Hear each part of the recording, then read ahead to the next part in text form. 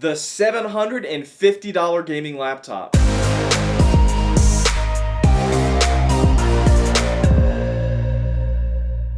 Welcome back to the channel, guys. Today we're going to be unboxing and giving you our first-hand impressions of the Acer Nitro 5 gaming laptop. We're also going to be breaking it down and taking a look at the internals and giving you a sneak peek of some gameplay. A lot of you guys have just been begging me to do an affordable gaming laptop review instead of the best, most expensive gaming laptops. Please, sir.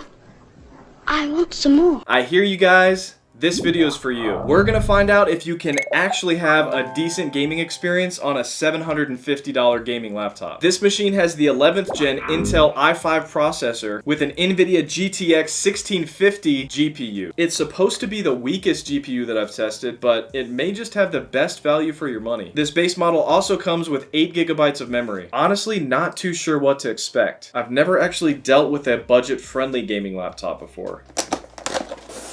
Okay, let's take out the phone. What else do we have in there? We've got our warranty card and a few stickers, setup guide, federal commissions, Acer Elite support. Let's put that to the side. Let's take a look at the power cable first. Let's see what we got on this thing.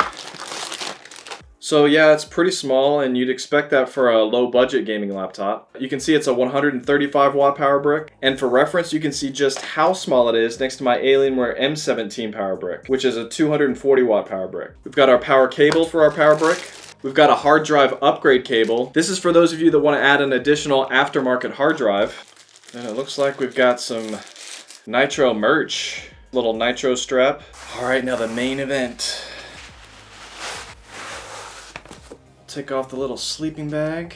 So for a super low budget machine, I actually kind of like this sci-fi looking design they've got going on here. Got a nice bold and glossy Acer logo there in the middle, complemented by a bold but small Nitro lettering there on the back. Now, this whole laptop is obviously made out of plastic to save on costs, and you can see that it kind of collects fingerprints pretty easily. It's got a very smooth matte black finish on the top lid, but then on the sides and the bottom, it's got somewhat of a rough matte black finish. And then on the very back, we've got a very sporty, almost sports car Transformers type design. It feels a little young for a 34-year-old like myself, but if it performs decent, then it's worth it. As far as ports on the left-hand side, we've got a headphone and microphone jack, 2 USB 3.2 Gen 1 ports, an RJ45 Ethernet jack, some exhaust ventilation, and a Kensington lock port. And then on the right-hand side, we've got some more exhaust ventilation, an HDMI port, a USB 3.2 Type A port with power off charging, and a Thunderbolt 4 port.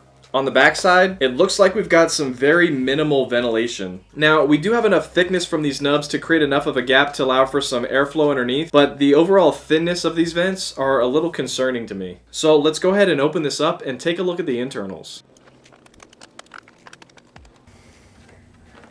So you can see we've got 2 heat pipes, a heat sink, and 2 fans, and 2 RAM slots. This one came with 8 GB of DDR4 X16 RAM, our 256 GB SSD drive, and a removable Wi-Fi card. And then at the bottom we've got a slot for another hard drive, and then next to that a very small 48 watt-hour battery, and then 2 tiny little speakers there at the bottom. Now let's put this to the side and take a look at it next to the AMD model.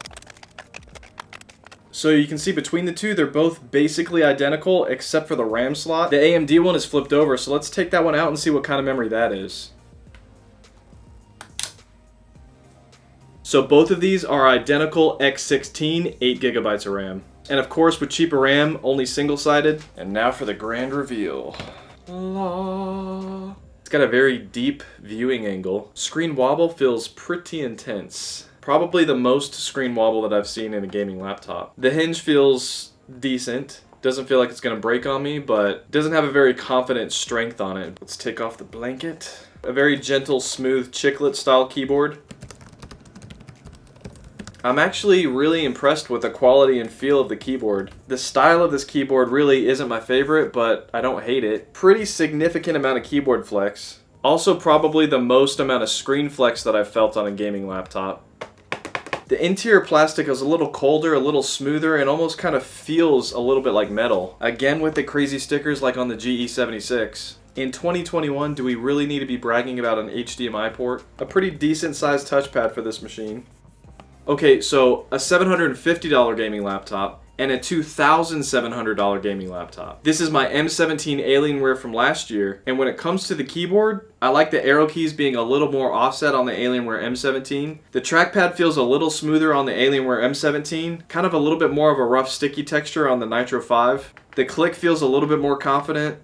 I know a lot of gamers are probably going to like this highlighted WASD keys. Typing on the keyboard actually feels a little bit better than the M17. It's got better travel distance, and the actual feel of the keys is a little bit nicer than the M17. Believe it or not. It's got more of a firm motion when pressing one of the corners of the keys versus on the M17, when you press one of the keys it feels a little bit more wobbly. Alright, let's go ahead and turn it on. Ooh, Acer. Your region is set to the United States. Yes. So nothing too impressive with the software. I found this Acer Nitro Sense app, this DTS Sound Unbound app, which basically balances your sound quality settings with your power output to save on battery. And then an Acer Care Center, which gives you a summary of your system information, allows you to check up on your battery health, your memory, and your internet. And you got tune-up, a spot for driver updates, which it said my system is up to date, so I'm not sure how accurate that is. Then support and recovery management. But yeah, the main one we want to take a look at is this Nitro Sense app. Unfortunately, not too many settings to play with. When you have this cool boost on, it basically doesn't use the fans to their max until it absolutely needs to. So kind of an AI solution. When you force the fans to their max, it does get pretty loud. And then beneath that, your power plan settings between plugged in and battery mode. And then just your CPU and GPU monitoring. And then up here, a bunch of different audio presets. And then down here by default, it actually has the backlit keys turning off after 30 seconds. I want to disable that, and that'll keep my keys glowing that beautiful red non-stop. But yeah, not too much going on here. So quality-wise and design-wise, this laptop feels pretty good actually, for a $750 laptop. In our full review, we're going to be comparing this version versus the AMD version to see how they differ and which one's right for you. Is it even possible to have a halfway decent gaming experience on a $750 laptop? Guys, remember every Friday I do a giveaway that randomly selects someone who's interacted with this channel. So make sure to like, comment, and subscribe with notifications turned on, and keep an eye out for that each week so that you can know if you're the next winner. Chris VP.